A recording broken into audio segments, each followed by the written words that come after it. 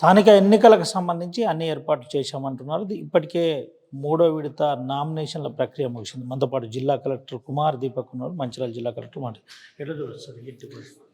So మనకి first విడుదలలో 4 మండలాలు ఉన్నాయి. హాజీపూర్, లక్షటిపేట, దండుపల్లి, జన్నారం. దానికి సంబంధించిన అన్ని రకాల ఏర్పాటు అయిపోయింది. ఈరోజు బ్యాలెట్ పేపర్ కూడా పోయింది అండ్ బ్యాలెట్ బాక్సెస్ కూడా పోయింది. ఆల్రెడీ అక్కడ కంటెస్టింగ్ క్యాండిడేట్ డిసైడ్ అయిపోయింది. వాళ్ళు అన్నీ పబ్లిష్ అయిపోయింది. ఇప్పుడు మనకి 11th ఓటింగ్ ఉంటుంది. అన్ని రకాల ఏర్పాటు అయిపోయింది. బెల్లంపల్లి కాన్స్టిట్యూన్సీకి సంబంధించిన 7 మండల్స్ సంబంధించిన అన్ని రకాల ఏర్పాటు అయిపోయింది. సో దానిలో ఈరోజు అపీల్ ప్రొవిజన్స్ ఉన్నాయి. మళ్ళీ విడ్రాల్ తర్వాత అక్కడ కూడా క్యాండిడేట్ రెడీ అవుతారు. మనం ballot paper and ballot box అన్ని పంపిస్తున్నాము. అండ్ దానికి సంబంధించిన 14th ఎలక్షన్ ఉంటుంది.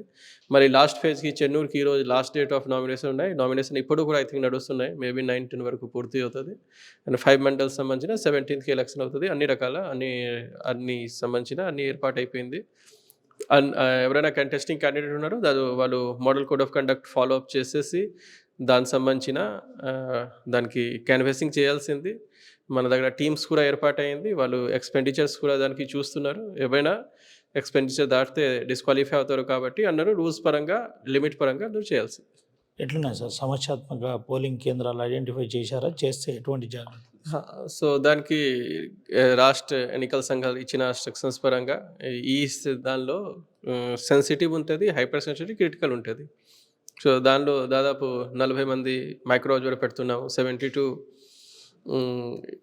వేవ్ కాస్టింగ్ ఉంటుంది, లైవ్ వేవ్ కాస్టింగ్ ఉంటుంది. దాంతోపాటు పోలీస్ సంబంధించిన ఉంటారు, ఎక్సైజ్ సంబంధించిన ఎంప్లాయీ ఉంటారు అండ్ ఫారెస్ట్ సంబంధించిన ఉంటారు. అన్ని రకాల దానికి ఏర్పాటు అయిపోయి అదే రోజు 1 తర్వాత కౌంటింగ్ చేసేసి రిజల్ట్ డిక్లేరేషన్ చేయడం జరుగుతుంది. ఏం చెప్తారు సార్ ఎవరైతే ఎన్నికల పాల్గొంటున్న ఉంటున్న సిబ్బంది కావచ్చు, ఓటర్స్ కావచ్చు, క్యాండిడేట్స్ జిల్లా కలెక్టర్గా ఏం సూచన? సో ఇది 3rd టైర్ ఆఫ్ డెమోక్రసీ ఉంటుంది. అంటే పార్లమెంట్ ఎలక్షన్, అసెంబ్లీ ఎలక్షన్, దాని తర్వాత Panchayati Raj local body election.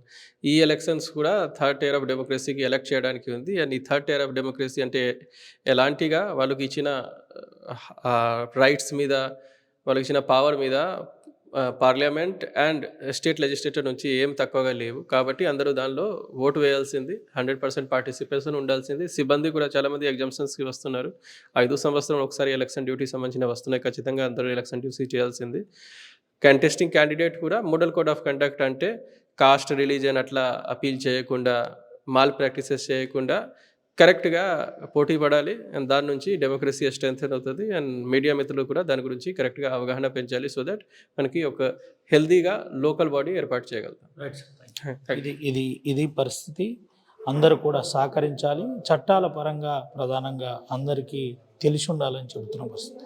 Model code of కండక్ట్ను ఎవరు ఉల్లంఘించినా కఠిన చర్యలు తప్పవని చెబుతున్నారు. ఇటు ప్రజలందరూ ఓటు హక్కు వినియోగించుకోవాలి. స్థానిక ఎన్నికలకు సంబంధించిన అంశం చాలా జాగ్రత్తగా తమ నిర్ణయం తీసుకుంటూ ఓటు హక్కు వినియోగించుకోవాలని జిల్లా కలెక్టర్ కుమార్ దీపక్ చెబుతున్న పరిస్థితి. ఇప్పటికే అన్ని ఏర్పాట్లు పూర్తయినాయని చెబుతున్నారు. ఇటు బ్యాలెట్ పేపర్ల నుండి మొదలుకొని స్క్రూటినీ, ఇటు చివరి నామినేషన్ ప్రక్రియ కూడా ఈ రోజుతో ముగిసింది. అది 10 వరకు కొనసాగుతుంది. అనంతరం దీనికి సంబంధించి పూర్తి వివరాలు వెల్లడిస్తామని జిల్లా కలెక్టర్ కుమార్ దీపక్ చెప్పిన పరిస్థితి. కమర్ సుమంతో రవినాయక్, RTV, ఆదిలాబాద్ నుండి. చరిత్ర సృష్టించినోడు ఇప్పుడు ఆ చరిత్రని తిరగరాయబోతున్నాడు. అబద్ధాల గోడల్ని బద్దలు కొట్టి నిజాలను రాగా మీ ముందుంచబోతున్నాడు. నిజమైన వార్తల కోసం వెంటనే డౌన్లోడ్ చేసుకోండి రా యాప్ని.